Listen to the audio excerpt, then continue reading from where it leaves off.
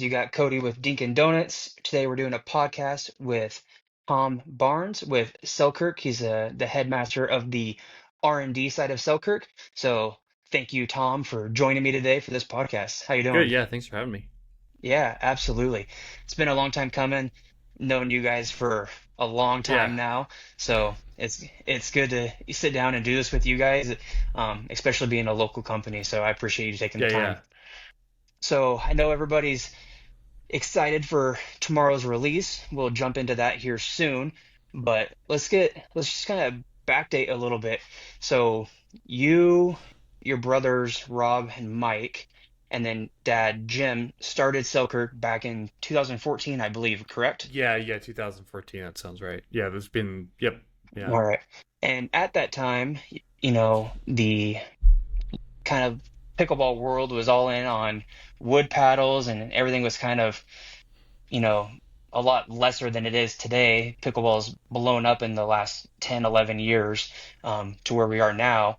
And at the time when you guys started Selkirk, you guys started the honeycomb and propylene Mm. cores that were kind of like the leading, design at that time.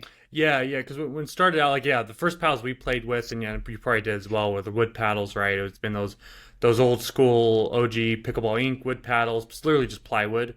And then at the time, the best alternative to wood was like a striker or something. Like, it would be like a Nomex, and then those Nomexes at that time were like a paper. Imagine it like basically like cardboard, and then a really stiff, unforgiving graphite face, or there's this other material that wasn't fiberglass, but this non-carbon graphite face as well. And they're just not good paddles, right? So we were the first ones to bring. I don't think we're the first ones to ever do polypropylene honeycomb, but we're definitely the first ones to make a good product out of it. So, we're the first ones to perfect it. And now, like, polypropylene honeycomb, homogeneous, just like it's totally is starting to become obsolete, right? But we really were the people that practice that scale, perfected it, and even today, like, be able to build that with like zero core crush and things like that, which most companies still can't do that without core crush. So it is a tricky problem. But yeah, yeah, that's where it started, was wood, and then Nomex, and then polypropylene honeycomb core. And as the next generation is going to be foam cores or hybrid cores that contain a hybrid of honeycomb and foam, as we've seen in the past. Right. And so jumping into today's, kind of innovation that you guys are one of the, few companies out there that are pushing the all foam paddles, your guys' Project 008 and the Invicta, Maxima, and Tour were your guys' first all foam Mm-hmm. paddles. And I have to say, I've hit each one of those paddles, and those are, in my opinion, I feel like those are great paddles for what they were right when foam came out between you guys and Mm-hmm. Carbon. And then you have Diadem that Blue came out with foam, Blue yeah, Core, glue which is blue core, similar to, yeah. yeah, which is similar to the all foam core paddles. And then there's some other companies that are jumping on that now. What experiences did you guys have with the 008 lineup and that foam core paddle? Yeah, what I would say in general about foams, and our product would also, this would be true, is foam core is very nascent, so it's very early, right? It's like that was a good first shot at foam core. And actually, it's funny, we've been working on foams for over 3 years now. Like, it's foam has been Wow. we've we literally have foam cores that these green crappy, like it's a kind of foam that when you impress on it, it doesn't bounce back, right? So that's where we started with foams. We've Hmm. been working on foams for a long time, and we just never found. And for the first couple years of trying to find something that would work with foam, normally it actually was a cost issue. Like, we just couldn't produce them at scale. Like, they were cost prohibitive, even if they were better than polypropylene. Or there was a bonding failures between the foam core and the substrate, right? Like debonding, incorrectly normally called delaminating, which is not the right word to use for that. Yeah. And then yeah, so it's been a problem for a long time. We worked on it harder probably 3 years ago, and then we couldn't find anything, so it Hmm. kind of tapered off probably the last 18 months. But then in the last, like, sorry, up until the last 18 months, and then the last 18 months, we've been like found new chemistries, new molding techniques, like forming techniques for the foam core, And once we realized like, oh, this works, like I think we figured that out like 18 months ago. Like, hey, like we can make foams work again. It's just because we found better chemistries and better molding techniques that brought the cost down. And ever since then, we've been going kind of more like kind of tapered into more and more effort into foam, right? So started as that like, oh, Right. this is real. You know, this could be a project, right? And that was before the 008, and then I would say as I found that at least theoretically, foam can be much better in almost all respects than polypropylene. It's made me more and more bullish on foam, which has put me into putting more resources into foam, which I would say, 2 years from now, like conservatively, 80% of our effort would be put towards like the foam side of the core system, right? Like so foam cores will be the bulk of where our research and Right. development and likely where the larger bulk of the product will be. However, it's not like a magic bullet, right? So foam's very expensive. It's hard to work with in completely unique ways that polypropylene was hard to work with. It's expensive. Going back to that, it's hard. It's easier to bond in some ways. It's much harder than others. And It's heavy. It's heavy. It's high density. So it's really hard to make a foam paddle that's strong enough that it passes testing. It's durable and it's not so heavy that we end up with a 10-ounce, 11-ounce paddle out the door. So that's like the biggest Right. challenges with foam. And yeah, like that, those are the challenges that made it really hard 3 years ago to work on foams. And actually, we were close enough. We should have probably launched a foam paddle back in the day, but it just wouldn't have been durable. And our goal is durability. Like if we're doing something, we really want it to be a long lasting product. We don't want these built to fail paddles that are becoming at least these planned obsolescence built to fail paddles, so that it fails early, so you have to buy more. Like we don't like that idea. So Hmm. it's been a long road of finding like foams that are durable. But I think long term, once we could really figure out the formula, I think we're getting close. Is foams can be just way more pros than ours cons, but it will still be more expensive than honeycomb. So it kind of that might lead it into the more high performance, high value premium product. But I don't know how foams will or can translate down to the value product, right? I don't know. I don't know when you'll see your first $80 high performance foam paddle, like high value, good performance foam paddle. Like I think that's a number of years off, right? Yeah. Well, I would say that for the most part, generally all of the competition paddles in today's market are in that $150 on a very low side, and Mm-hmm. then up to the $300 paddle, for paddles that fit people's play style, that have the durability, that have the power, that have the consistency, that have the you know spin and everything that they want to generate with the paddle. You just can't really, if you're going to be a competitive player, um, that's like the large ballpark that you're going to be playing in, is that 150 to $300 Mm-hmm. range, from what I've No, seen at the least. the 150 Um, 200, that is where a large part of the volume is by for sure. Yeah, like that is a sweet yeah. spot. We're a more premium brand, so the way we look at pricing a little bit different than what the sweet spot might be for the market. We still try to hit that sweet spot with SLK, but yeah, Oh like yeah. that's the bread and butter.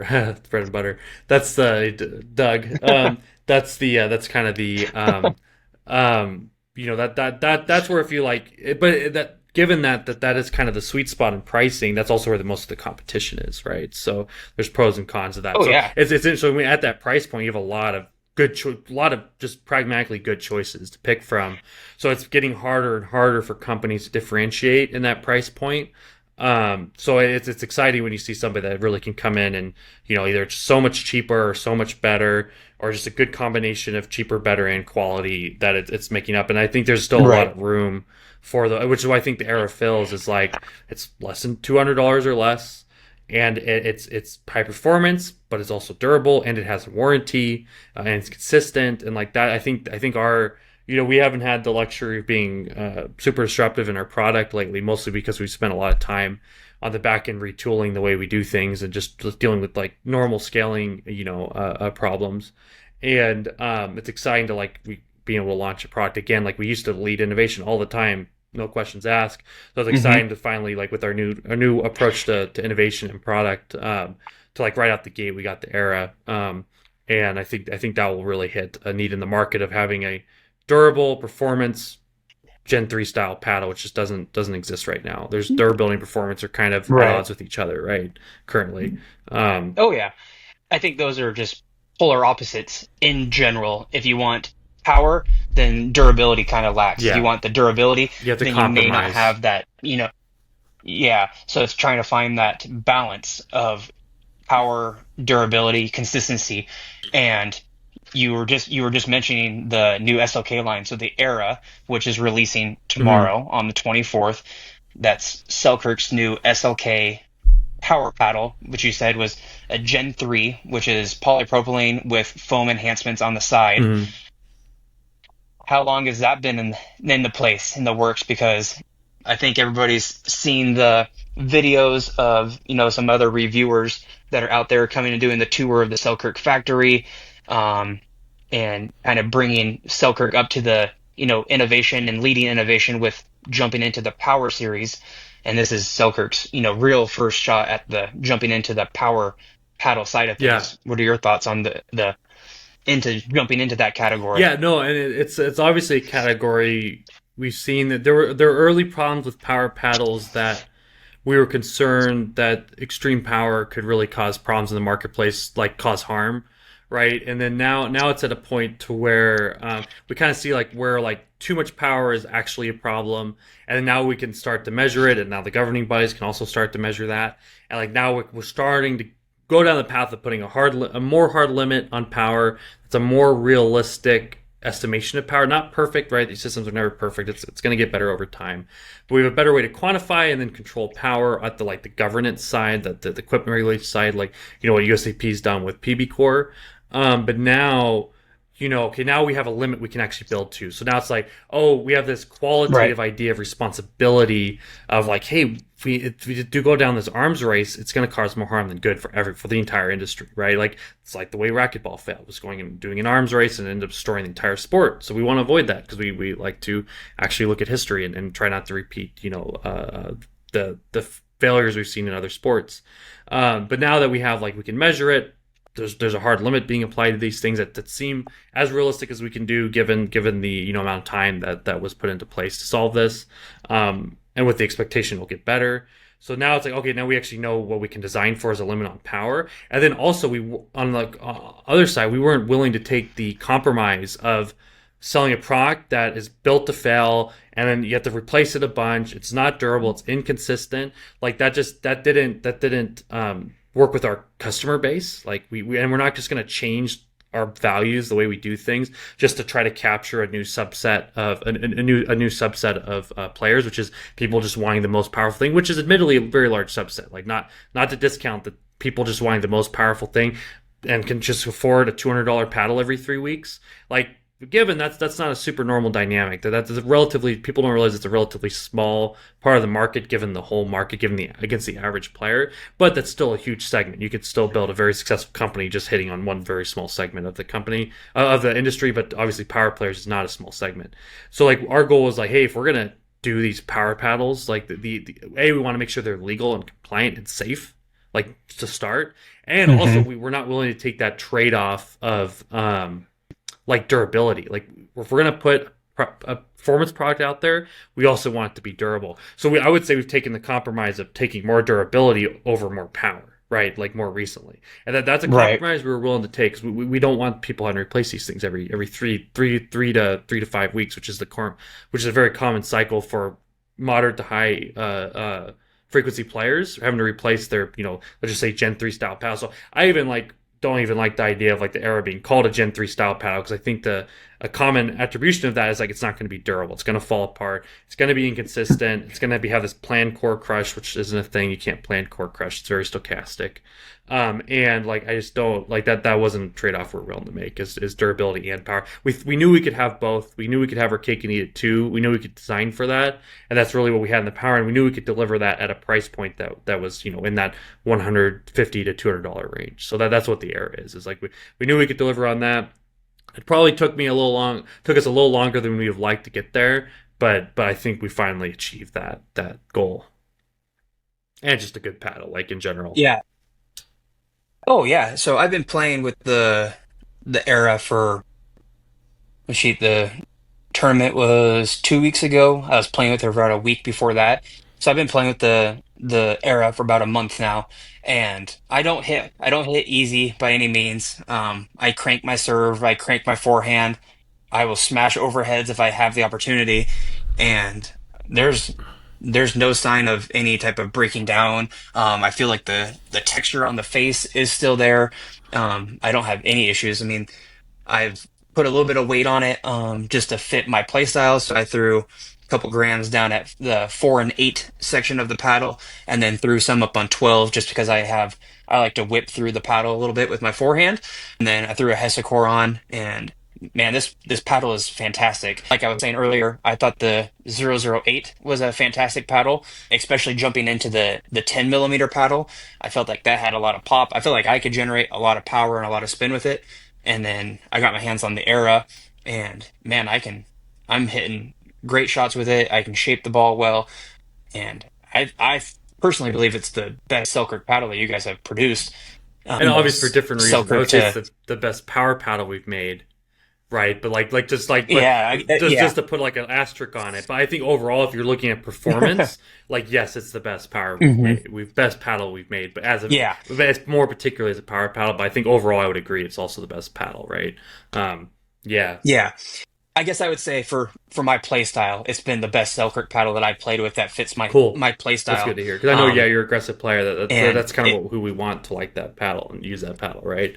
Yeah. I've primarily played with the elongated style, just because that's what I'm most used to playing with. I've hit a little bit with the wide body, and that's something else that actually I didn't think about jumping into until just now. It appears that Selkirk is getting away from their Epic, Mm. Invicta, tour style names and kind of go into more of just like the industry Yep. style of elongated and wide body, it seems Yeah, like. so we're trying to simplify our line, right? So we early on, which worked early on, we had these like trademark names, like like this is our shape, and so we would call it the Epic, and this is our new shape. And now like the Epic and Invicta are like now like the standardized or S2 more kind of the Epic and Invicta of like what used to be our brand name, like our shape. This is our shape we're bringing to market. Like we were like at the time Hmm. years ago, we're being innovative in these new shapes. Those are kind of like what every shape looks like now. So like trying to put a brand name to a Yeah. shape that just everybody uses, like that's become standardized. Like Yeah. it's no longer like anything to write home about, right? Because it just got normalized. So therefore, Hmm. we're like, now okay, let's be more pragmatic about this, more simple. People were getting confused and confusing like shape against product line, which was like because we just didn't make that switch early enough. So we're just switching to something that's more simple. Like if it's elongated paddle, we call it elongated. We do a wide body, and then Hmm. try to avoid like a third shape, right? So we'll try third Right. shapes probably in lab to actually like test new shapes and see if we can find better versions of what we have. But we're gonna like go like less SKUs overall, less choices, more clear choices, less shapes. Just make it a lot more easy for the average customer to come in and select their paddle and not make it confusing, right? So that was just a simplification that we could make, right? Because it's Yeah. observable, right? It's pragmatic, like it's long, elongated. People know what that means. They don't. You don't have to educate them on what that means. Same thing. Wide body might take a little bit Right. more, but like it's wide. And if you look at it, it's like oh, it's kind of Yeah. stubby too. Oh, so it's not as long. So wide mean you go wide or you go Yeah. long, and that's your two choices. And like it just makes it a Yeah. lot more clear. And it's what's how most people do it, which also doesn't hurt, right? Is we don't like aligning on Yeah. everything all the time. Like we like to be different in ways, but like that's the thing. I was like, yeah, but in this on calling the shape is something we should align on because this just makes it easier for customers, right? I think that will. I've heard, you ask people like, "Hey, what paddle are you playing with at Selkirk?" And they're like, "Oh, I'm playing with the Yeah, Invicta." exactly. And it's like, Yep. okay, cool, but that's the shape. Yep. Like, what paddle is it? Oh, I'm playing with the 008 or the 007 Yep. or whatever it may be. Is so it took a little bit of Yeah. people got confused with shape versus the Yep. product line of the That was the paddle. biggest So problem. yeah, this definitely simplifies Yeah, it a yeah. lot. We probably addressed that too late. Like we should have probably switched that last year. So, and obviously since we have like new product coming out, it takes a minute to replace that. So it won't be until like mid Oh next yeah, year we no longer have all these like brand name shapes, right? At least trademark shapes. So that'll cycle right. out over time. Yeah, and that's what we're trying to like make product offering more clear and concise. And like as one thing you'll realize, which will happen with other companies too, I think you'll see organically is like, oh, like using these materials in this way creates this kind of paddle. And then using these other materials in this way creates a different kind of paddle. So what that means is like the standard Hmm. thing is like we would have three thicknesses and three shapes.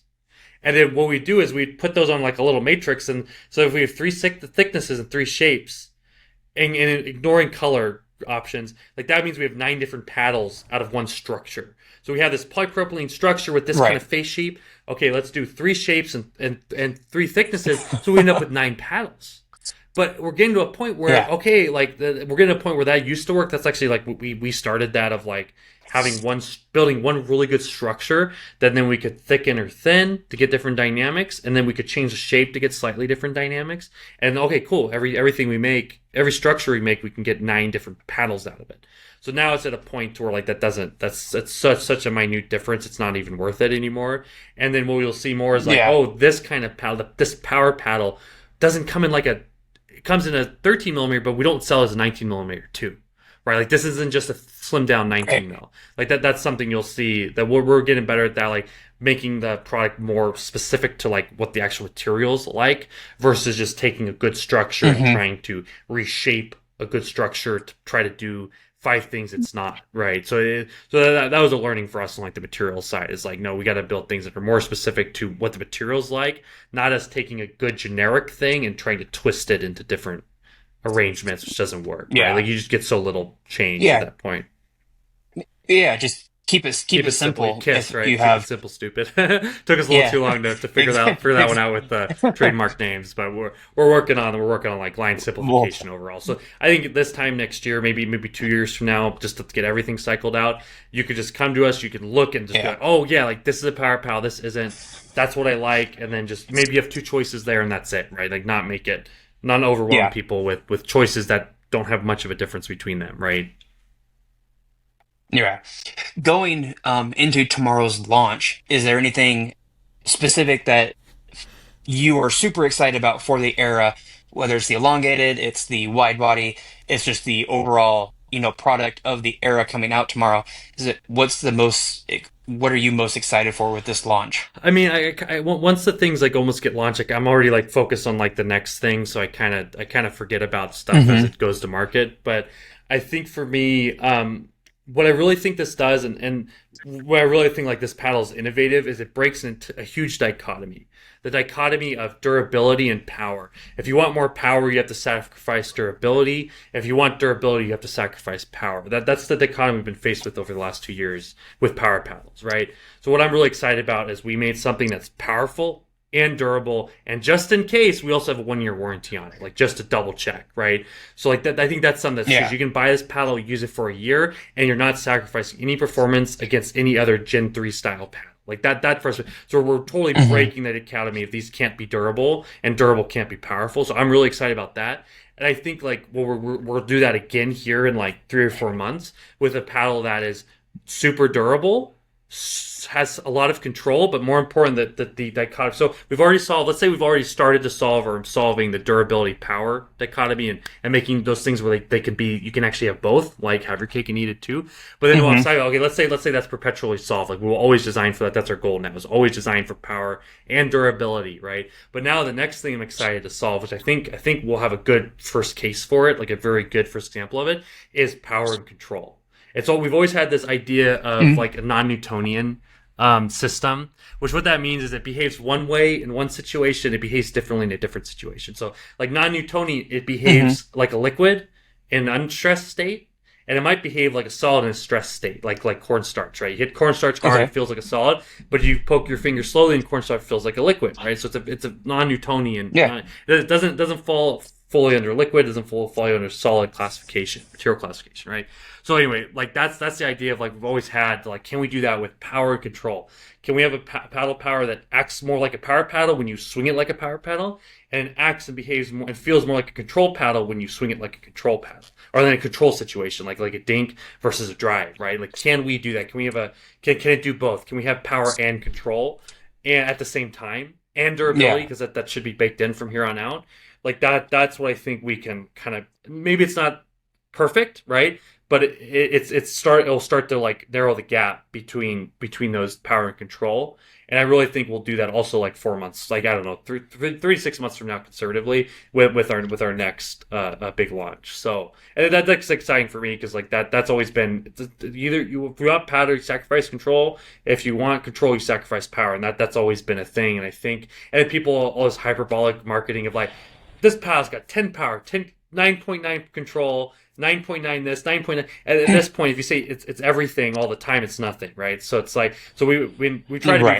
try to be more careful about this these days about like not being hyperbolic, meaning like oh it's everything all at once. Like no, it's like there's trade offs. There's always trade offs. So Yeah. but what I think is exciting is as our material science gets better and our approach to design, like the engineering of these paddles gets better. Because yeah, remember we do all this stuff in house, right? We don't we export so Yeah. little material science and so little engineering that we're all doing in house. There's pros of that. Early on, we weren't very good at it. Or there's cons of that. Early on, we weren't very good at it, but now we're getting really good at it. So we're better than I think. I hope we're better than anyone else at this now. But because we're getting good at the Oh yeah. engineering, well, again, but the product hasn't hit the market, right? So Air is a taste of that. Deluxe 2.0, that was just a break fix to the surface durability, the grit durability issue. But really with Era, like and the Lux 2.0 is better overall. Like it's a little bit better overall. It's got a much better coating. And then like that was like kind of like a 2.0. It's why I would call it internally the Lux 2.0, and why externally we call it the new Lux. Like it's we're not pretending like we just changed the whole world by launching a overall better version of the Lux. Like it's an iteration. What I'm really excited, I think that the Era is a huge Mhm. jump. I think our next two product launches are a huge jump and then like a more conservative jump, but in an important way. And then like that's like yeah like 3 out of 4 products we launched this year are going to be super innovative and like and solve like real dynamic market dynamic problems that other people will have to start to match in order to keep up and or like they'll have to fit in more of a niche versus being more mainstream. So then I'm excited like what Mhm. we might be able to pull off next year with like just better engineering and stuff like that. So yeah. So I'm really excited to Yeah. break the dichotomy of power and durability because I think that's a harmful dynamic. Like I think it's a bad idea to sell a paddle that's meant to wear out, and you're happy about that because then they have to come by and buy more paddles. Consumers are smart, and I think that's toxic. Like to potentially build a product that breaks down fast, so you have to buy another one. Like I think that's bad for the average pickleball player. So we're not a fan. I would agree. And I would agree. And your guys' with the SLK line, a 1 year warranty is fantastic. I mean, a 1 year warranty is a long time to play with a paddle and, no questions asked type of thing. Hey, I'm not, the grit's wearing down or, whatever's going on and they can come in and, or contact you guys, the customer service and get a Yeah, you'll replacement. get a new one in like two Um, days. you guys are based out of yeah, you guys are based out of Hayden and Coeur d'Alene. So I know for like me and a lot of people in our area, we are super benefited having you guys in town where we Oh can yeah, go over to do a the hot to the swap. store, go to the Yeah, store and be like, hey, my paddle's, delammed or, core crushed or hey, the grit's wearing off. And I don't know how many people I've talked to at the courts that are like, yep, I just went in and you're right, like no questions asked. Like they were super easy going about it. One of my friends, she had the original Lux, and I can't remember if she was playing me that day or it was playing like another day after she and I played. She's like, man, I just can't. It feels like this paddle is just like spraying and praying the ball everywhere.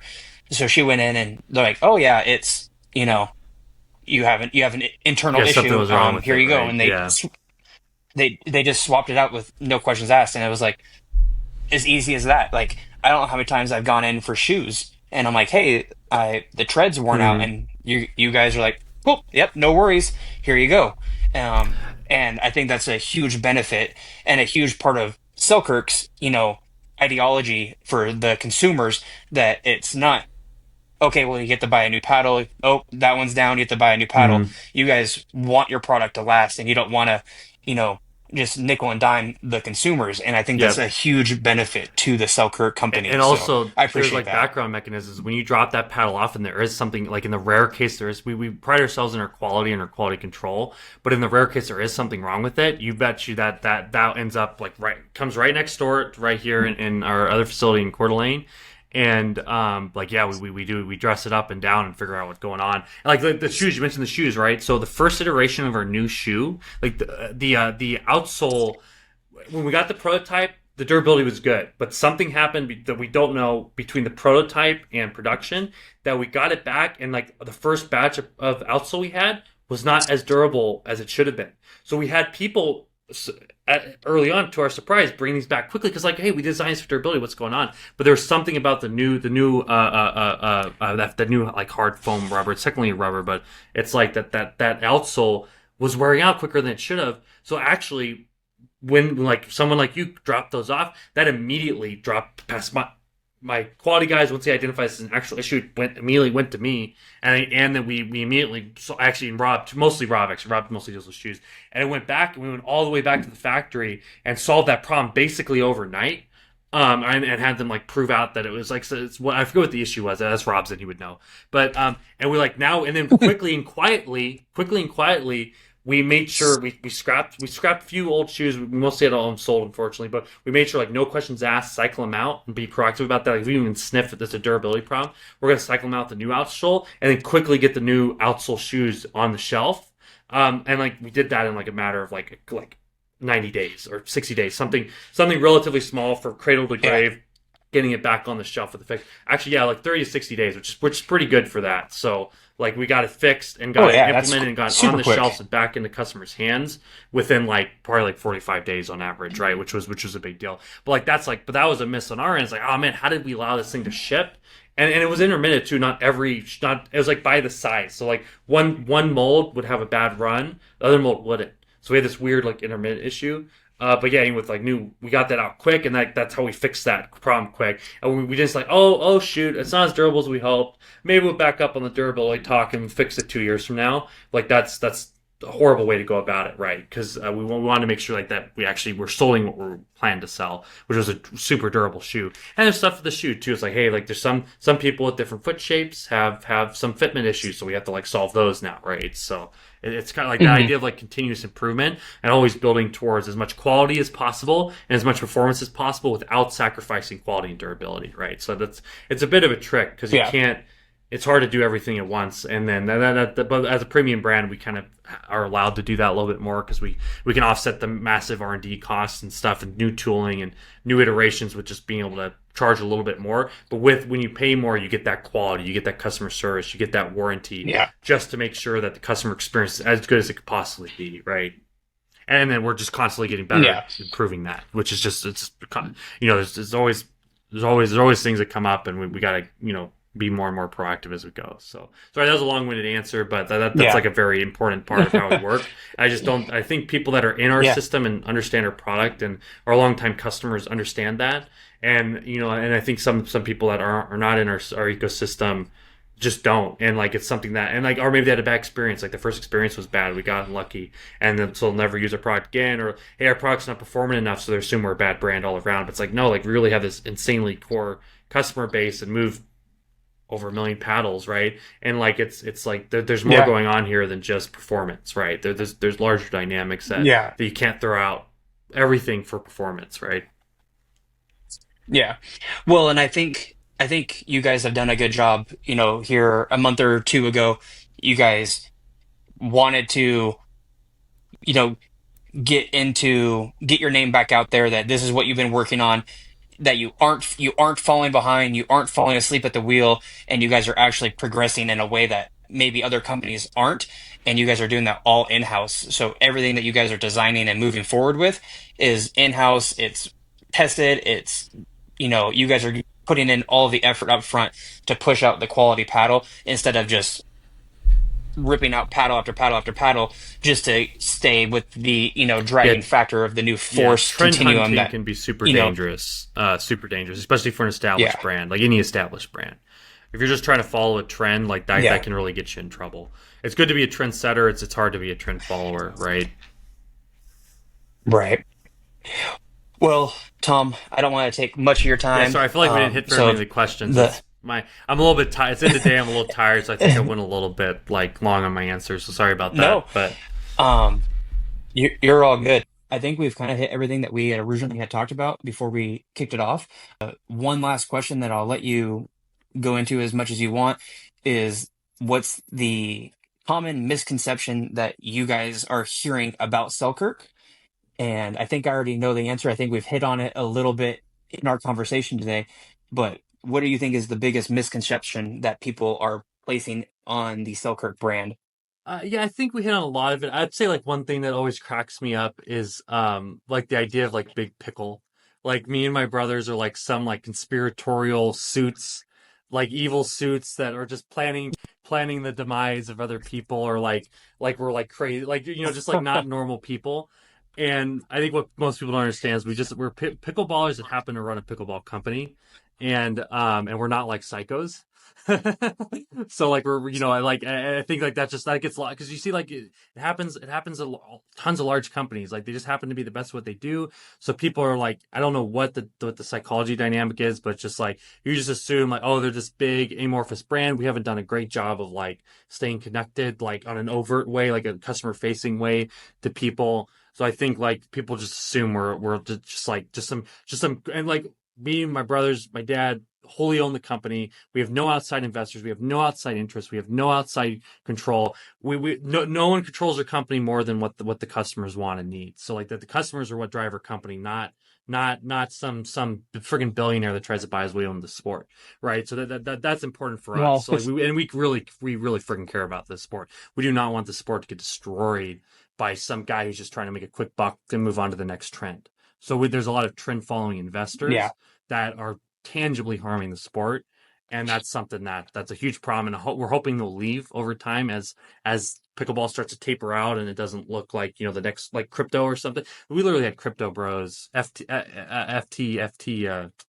non fungible token, NFT bros and stuff come in and pump millions and millions of dollars, tens of millions of dollars into pickleball just because they see it as like the next big thing. And then then once they don't get what they want, they'll scrap it and destroy whatever company they're associated to, take a quick buck and go on to the next thing. And that's a great way to destroy our entire and destroy pickleball. The story it's just letting yeah. people just come in and just try to get blood out of a rock before they move on to the next thing. So we're very long focused, like family business. We want this hand us down to our kids. Me and my brothers all have kids, Oh yeah, and like we don't want this thing to get scuttled because of just trying to make a quick buck, right? And the thing, I mean, the entire industry, yeah, right? Like we do have yeah. vested Well, interests in making sure pickleball doesn't get scuttled like racquetball did because of people being greedy, which is what happened.